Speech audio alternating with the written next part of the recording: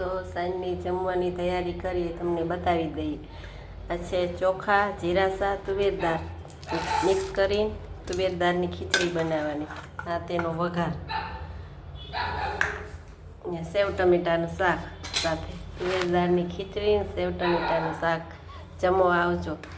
Mix કરી દઈએ તુવેરદાળ ને ચોખા. ની રસોઈ બનાવવાની તૈયારી ચાલુ થઈ ગઈ છે. શું બનાવીએ તમને બતાવીએ. તેલ મૂક્યું છે તુવેરદાળની ખીચડી વઘારવા માટે. અહીંયા સેવ ટમેટા બે હારે થઈ જાય. તેલ આવી ગયું છે. હવે એમાં વઘાર નાખી દઈએ.